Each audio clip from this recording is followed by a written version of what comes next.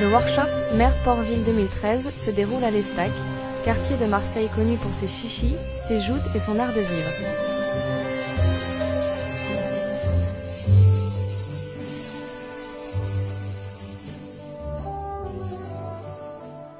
Les étudiants s'installent à Yes We Camp, camping culturel réalisé à l'occasion de Marseille Provence Capitale de la Culture 2013. Sur le quai de la Lave, site de friche industrielle, un collectif a réalisé ce camping avec des artistes. Ils ont fabriqué des hébergements éphémères. Les participants ont vécu là pendant une semaine. Durant la première journée d'installation, les étudiants ont eu droit à un briefing durant lequel leur a été expliqué le déroulement du workshop. Une première semaine consacrée au travail de terrain pour construire du mobilier dans des lieux publics désaffectés à l'Estac. La deuxième semaine se déroule à l'école pour réaliser un projet urbain pour l'Estac. Dès le premier soir, une fête d'accueil a été donnée à l'école d'architecture. La soirée fut une réussite.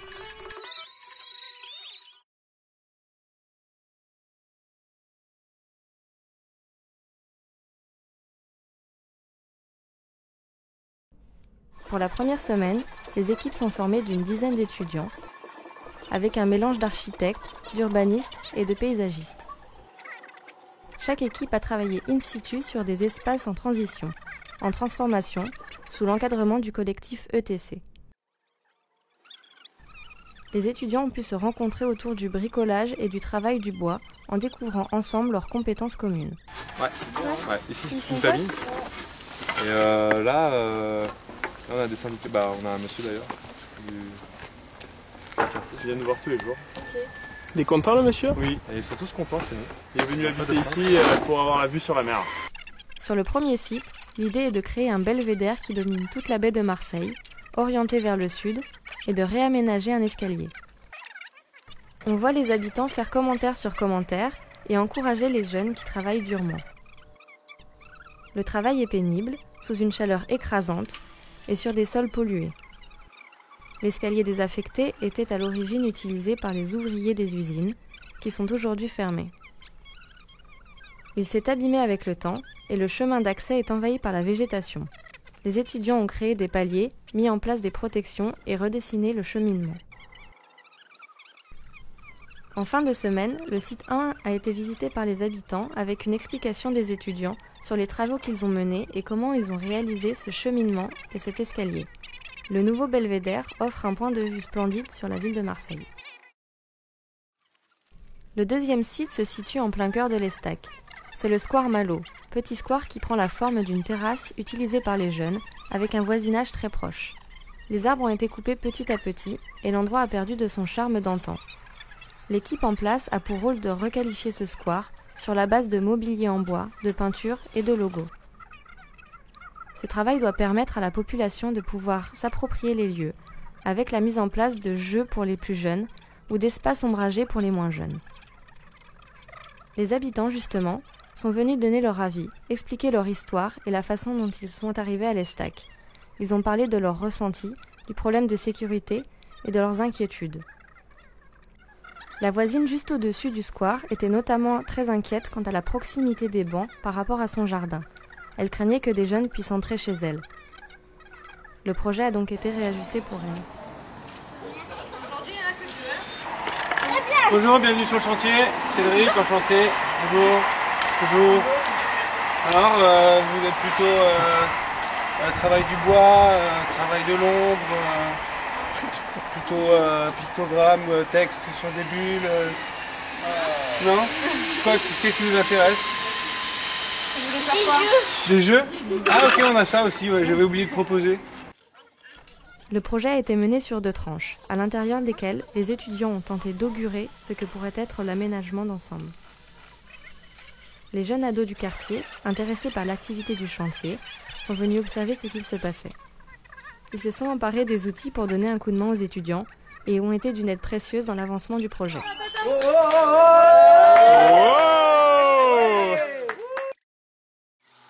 Le site 3 se situe aux abords de la gare, où 3 lieux sont investis par les étudiants.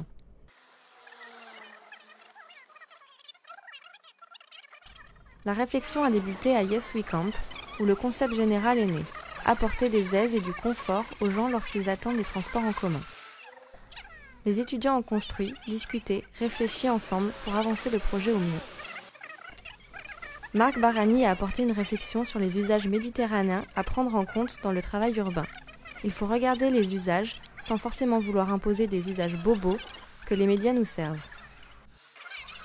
Le premier lieu se situe à l'arrêt de bus, avec un aménagement qui permet aux utilisateurs du bus de patienter dans un endroit confortable.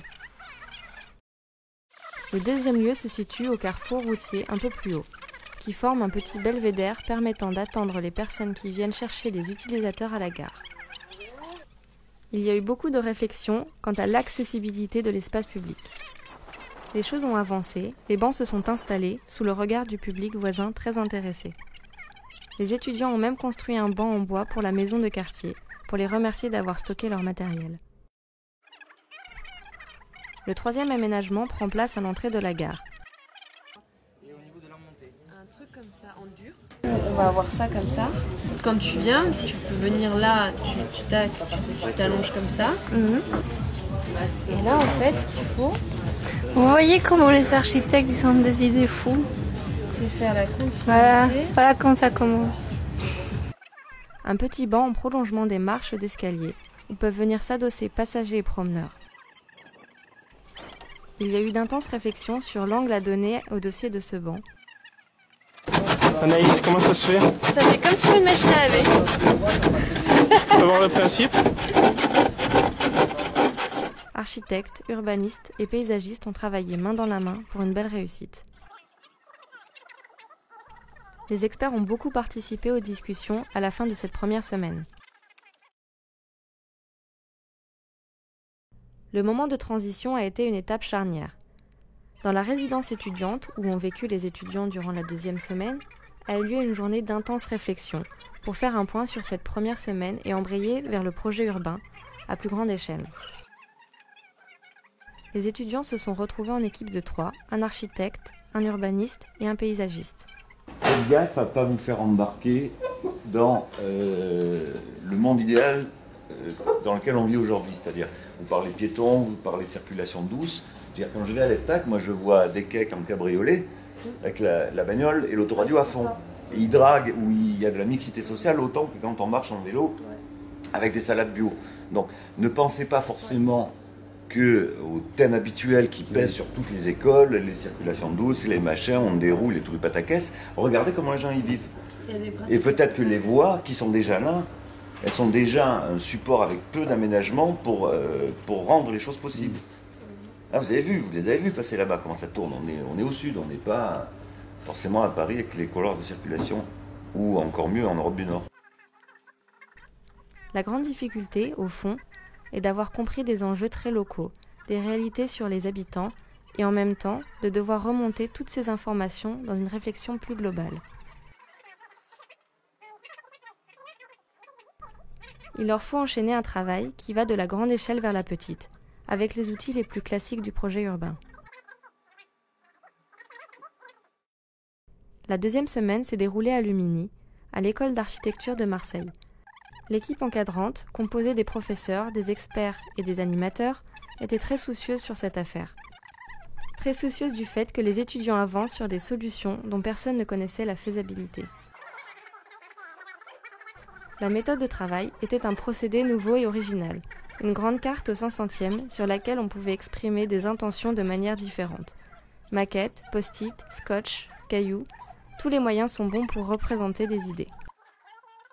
Finalement, l'accumulation des idées de chacune des équipes a fini par former une sorte d'intention globale, plus de l'ordre du potentiel que d'un véritable projet dessiné. Outre le travail sur le terrain préalable et le bénéfice des rencontres avec les habitants et les lieux, l'outil de la photo aérienne a permis de dépasser les conventions de pratique habituelles entre architectes, urbanistes et paysagistes. Là, il y a un territoire qui existe et que je pense qu'il faut révéler. Et votre position à vous, elle doit commencer par là, par ça. Il faut décrypter ce qui est décidé. Enfin, ça paraît rien, ça paraît être que de l'observation, mais d'une observation comme ça, on fait une prise de position.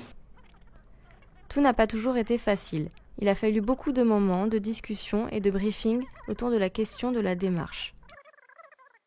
Le collectif ETC a été aussi présent la 2e semaine et a apporté sa façon de voir les pratiques collectives.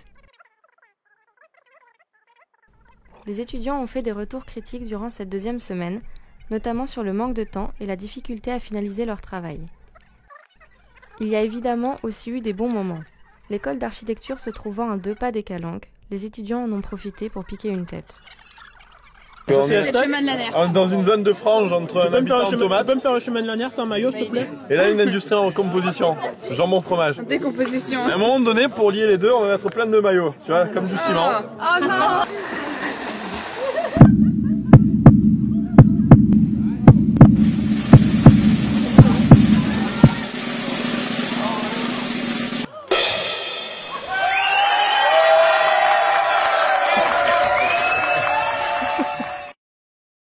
Chacun a apporté son grain de sel. Étudiants et enseignants ont longuement réfléchi, suivant des visions croisées.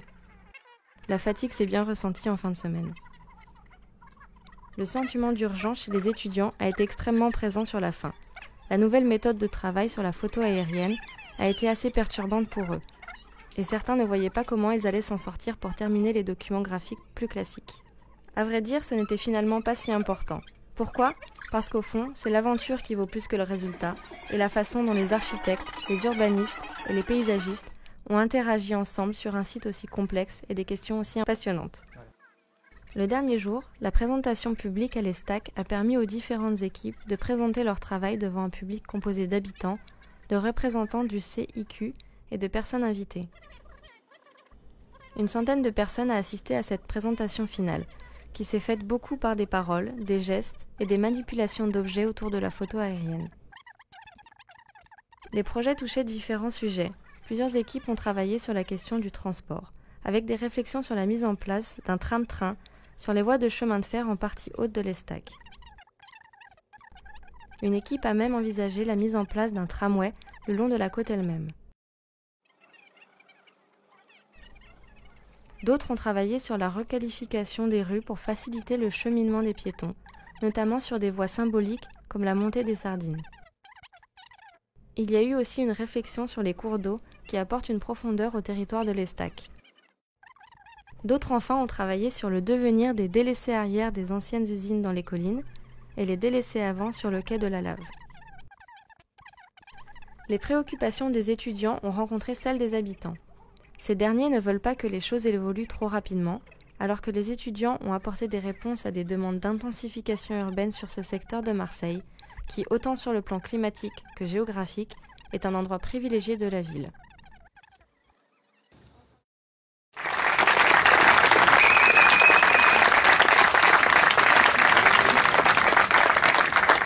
Alors, leur donner un petit temps la parole, parce que ce sont des gens capables de parler des heures.